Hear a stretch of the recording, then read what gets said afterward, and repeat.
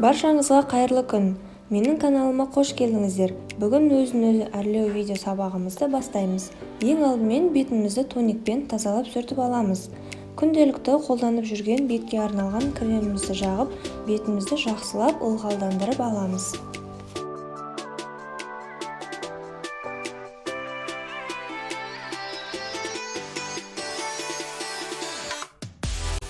Тоналдық кремді кисточкамен немесе бьюти блендермен жақсаңыздар болады.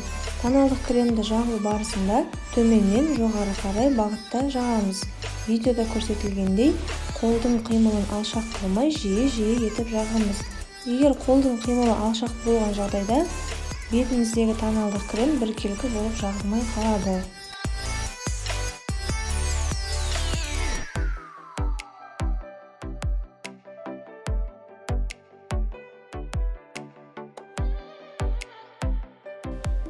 Кисточкамен немесе бьюти блендермен жұмыс жасаған кезде бетімізге тоналдық кремді үйкемейміз. Ал егер сіз бьюти блендер қолданатын болсаңыз, бұл кезде де дәл кисточкамен жұмыс жасағандай жағып шығасыз.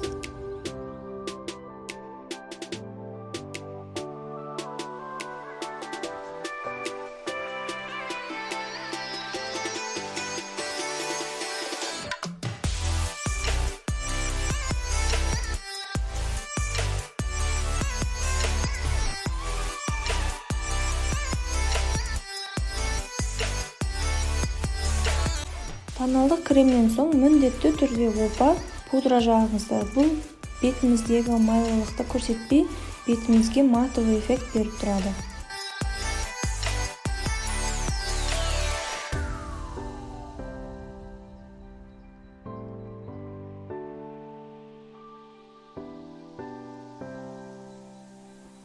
Қасымызды қасқа арналған қылқаламмен және тенмен бояймыз.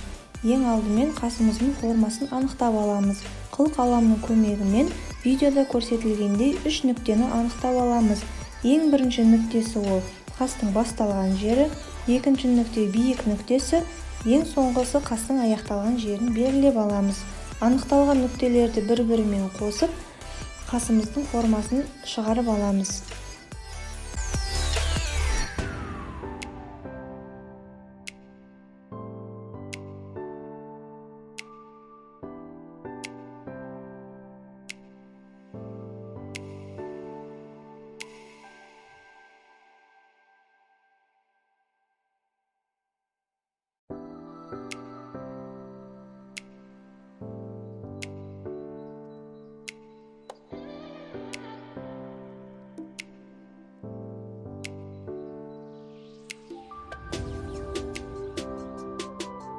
Енді қасымыздың ішін бояп шығамыз.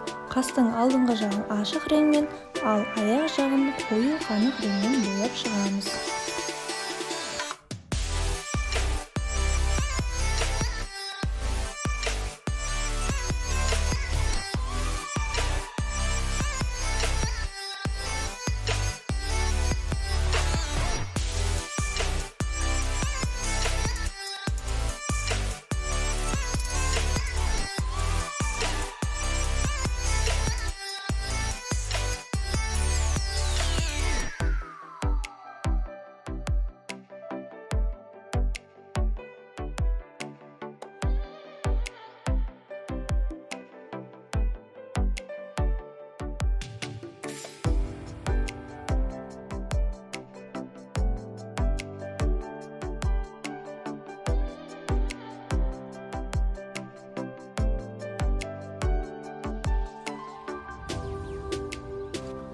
Қасымыздың артық боялған жерлерін консилер мен жіңішке қылқаламның көмегімен кетіріп шығамыз.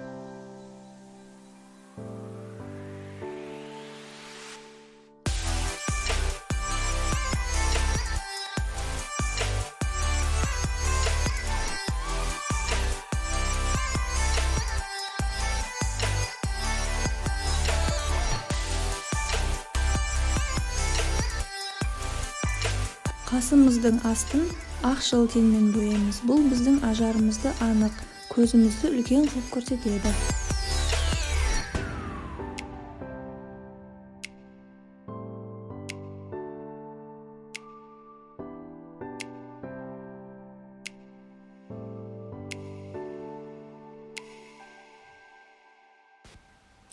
Енді қабағымызды бояймыз.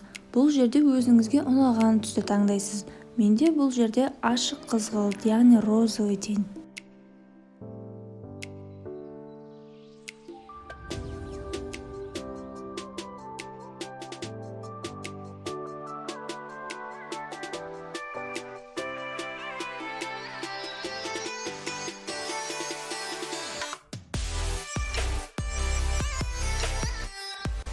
Қабағымызға ашық қызғылт түсті жағып болғаннан кейін, одан да ашық реңді тенді алып, оның үстінен жағып шығамыз.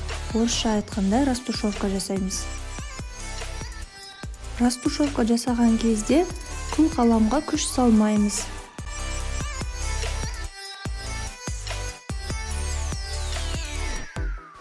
Көздің астын бояғанда қабағымызға жаққан түстерді қолданамыз.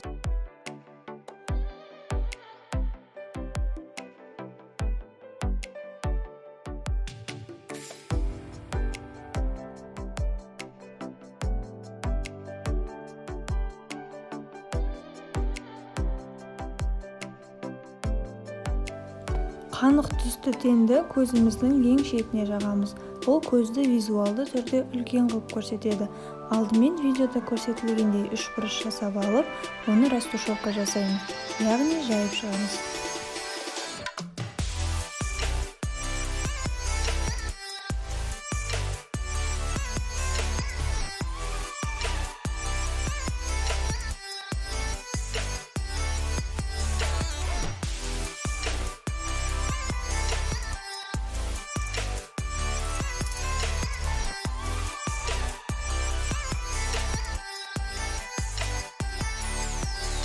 Көзіміздің шетіне жаққан қанық реңді көздің астына да жағып шығамыз.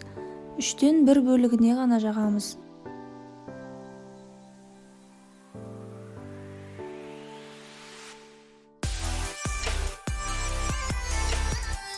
Кірпіктерімізді туштың көмегімен ұзартып аламыз.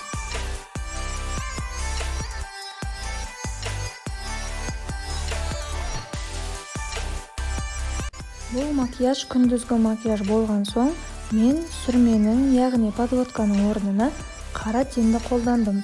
Кәдімгі подводка жаққандай бір сызық қылып жағып шығамыз.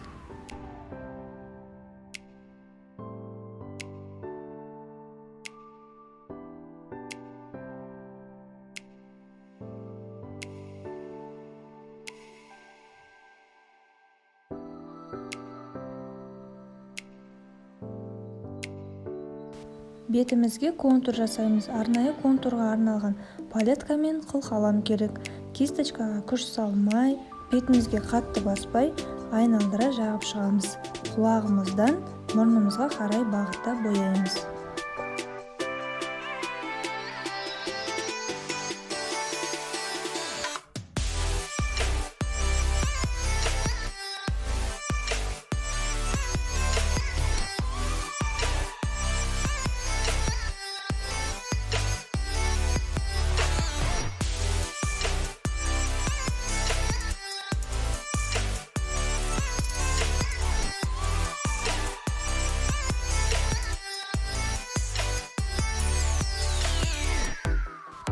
Ернімізге ең алдымен контур жасап аламыз, сосын ішін бояймыз.